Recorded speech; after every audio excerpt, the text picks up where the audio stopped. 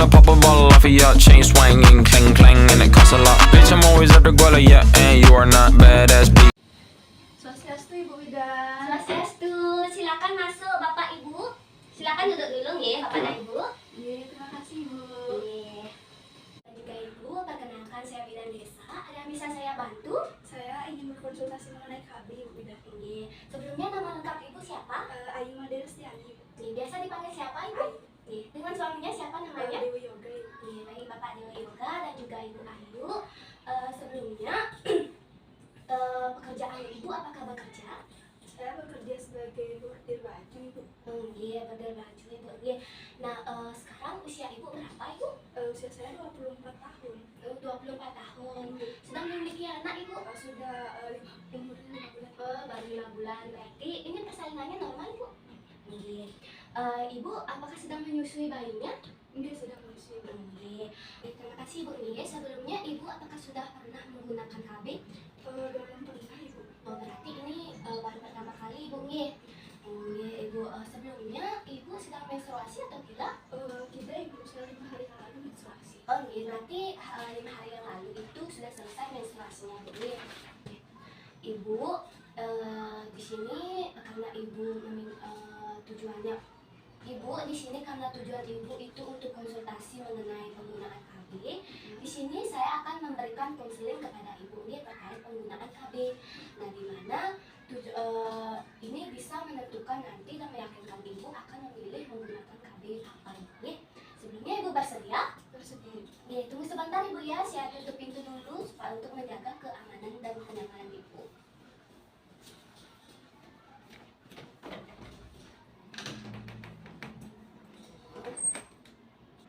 Di sini sebelumnya Ibu apakah sudah menentukan ingin menggunakan KB apa? Saya ingin menggunakan KB pasang. Oh, KB pasang. Kenapa Ibu memilih menggunakan KB pasang? Karena saya lihat di sosial media itu KB pasang itu sangat cocok untuk mengatur jarak kehamilan yang saya inginkan. Terima kasih Ibu ya. Jadi sebelum Ibu mengambil keputusan untuk mengambil KB pasang, sudah berdiskusi dengan bapaknya? Sudah Ibu, saya sudah sepakat dengan suami untuk menggunakan KB pasang. Baik Ibu, karena Ibu ingin menggunakan KB pasang, jadi Ibu bisa lihat sampai sini Bu ya. Ini mengenai penjelasan tentang KB pasang. Benar yang Ibu katakan tadi, di mana KB pasang ini bisa mengatur jarak kehamilan 5 tahun seperti yang Ibu bilang itu dalam jangka waktu yang panjang. Nah, di sini ada alatnya, mohon maaf Ibu. Ini Ibu ya, ini alatnya berbentuk huruf T Bu ya. Di mana di sini digunakan itu sangat efektif dan kapan saja jika Ibu ingin melepasnya itu boleh saja Ibu ya. Nah, selanjutnya mengenai apa namanya itu mengenai penjelasan di awal. Selanjutnya ada pun cara kerjanya Ibu nih, sebentar dulu. Adapun cara kerja dari KB pasang ini adalah dia itu dapat mengatur jarak kehamilan dalam jangka waktu yang panjang. Itu karena pada saat, maaf Ibu ya, pada saat Ibu melakukan hubungan seksual dengan suami, itu sel sperma dan sel telur Ibu itu tidak bertemu sehingga tidak terjadi pembuahan.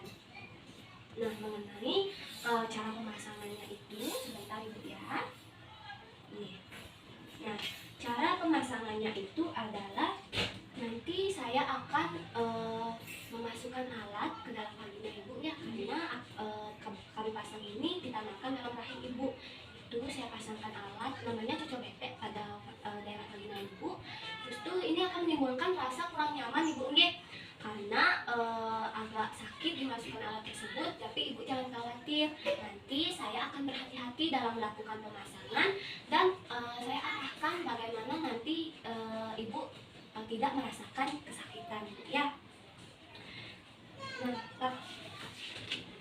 mengenai efektivitas penggunaan KB pasang ini Bu ya. Nah, bisa Ibu lihat di mana KB pasang ini itu efektif untuk mengatur jarak kehamilan dalam jangka waktu panjang. Dan juga yang menggunakan KB pasang ini jarang atau bahkan tidak ada yang kebobolan Ibu memiliki anak.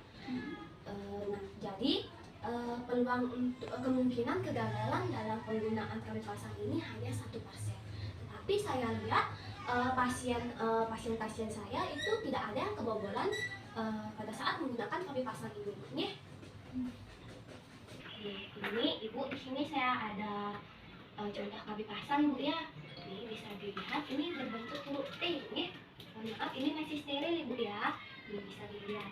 Nah, ini ada benangnya Ibu. Nanti ini akan dimasukkan dalam rahim Ibu. Baik Ibu, saya izin bertanya, untuk kerugian kami pasang itu apa Ibu? Mengenai kerugiannya Ibu, di sini bisa dilihat sudah kerugiannya, di mana KB pasang ini kerugiannya itu adalah pada saat awal-awal pemasangan Ibu ya, di mana pada awal pemasangan ini Ibu akan keluar flek darah bercak-bercak itu Bu ya dari vagina Ibu itu hanya beberapa hari, dan nanti saya akan arahkan Ibu untuk melakukan kontrol ulang.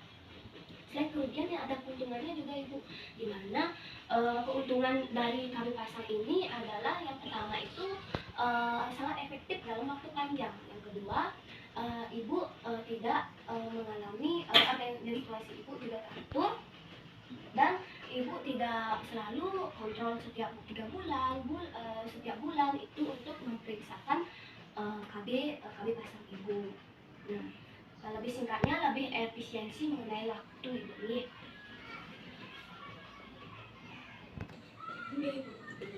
Jadi Ibu, di sini saya izin menjelaskan kembali Ibu mengenai siapa saja yang bisa menggunakan atau indikasi dari penggunaan KB pasang ini Ibu ya. Maaf Ibu ya. Di sini saya izin menjelaskan mengenai siapa saja yang bisa melakukan KB pasang. Ibu, tadi saya sudah jelaskan, Ibu tidak ada riwayat penyakit Ibu nih. Jadi Ibu sudah bisa menggunakan KB pasang. Nah, yang bisa itu, yang itu pertama, yang terutama itu tidak ada riwayat penyakit menular seksual. Mohon maaf seperti HIV Ibu ya.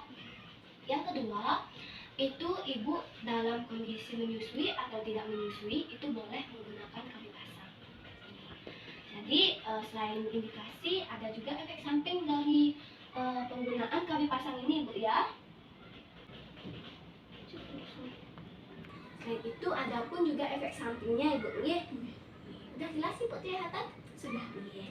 Jadi efek sampingnya itu yang pertama itu Ibu akan mengalami kram beberapa hari. Yang kedua, Ibu mengalami flek atau bercak keluar darah pada dalam vagina Ibu. Terus yang ketiga itu menstruasi Ibu itu akan menjadi lebih lama Ibu ya. Yang terakhir itu adalah Ibu akan merasakan kram pada saat menstruasi. Tapi Ibu, ini tergantung dari masing-masing individu Ibu ya. Kalau saya lihat mengenai pasien saya menggunakan KB pasang itu tidak ada mengenai keluhan mengenai efek samping ini, itu tidak ada ya. Jadi kembali ke masing-masing individu. Kemudian mengenai efek sampingnya Ibu, apa Ibu ada yang ingin tanyakan? Nah, itu dia mengenai efek samping dari penggunaan KB pasang. Apakah Ibu ada yang ditanyakan atau sudah paham Ibu? Saya tidak ada yang tanyakan, sudah paham. Oke, bagus Ibu ya. Jadi di sini saya izin bertanya kembali Ibu, apakah Ibu sudah yakin ingin menggunakan KB ini? Jadi itu dia mengenai efek samping dari penggunaan KB pasang. Apakah Ibu sudah mengerti dan sudah paham atau ada yang ingin tanyakan kembali Ibu? Saya sudah paham Ibu. Oke, pintar Ibu ya. Jadi saya bertanya kembali Ibu, apakah Ibu sudah yakin akan menggunakan KB pasang? Yakin Ibu, kemungkinan saya besok bumi baru bisa memasangnya karena saya belum menyusui anak saya. Karena sudah malam juga Ibu nggak apa-apa Ibu. Jadi di sini kalau Ibu ingin melakukan pemasangan KB besok itu tidak apa-apa Ibu. Nah, yang saya sarankan, Ibu kan 5 hari yang lalu itu sudah selesai menstruasi. Jadi saya usahakan Ibu jangan sampai telat dari 2 hari jika ingin melakukan pemasangan KB pasang Ibu nih, karena masa-masa ini adalah masa tidak subur Ibu. Jadi itu adalah masa yang tepat untuk melakukan pemasangan KB pasang. Setelah itu Ibu apakah ada yang ditanyakan lagi? Tidak Ibu. Oke. Ibu di sini saya izin bertanya kembali Ibu ya, untuk memastikan apakah Ibu sudah paham. Jadi salah satu atau dua Ibu bisa menyebutkan apa saja efek samping dari pemasangan KB pasang itu Ibu? Yang saya tahu itu haidnya itu lebih lama, Iya. adanya bercak darah di keluar dari vagina saya, itu aja sih ya. Sudah benar Ibu nggih. Jadi Ibu Ayu sudah paham mengenai efek samping dan juga pemasangan dari KB pasang ini. Nah, Nggih, terima kasih Ibu, saya izin pulang Ibu nggih. nggih, terima kasih juga Ibu nggih. Jangan lupa datang besok. Nanti kalau ada apa-apa bisa WA saya Ibu ya. Ini nomor WA sudah saya cantumkan di sini Bu nggih.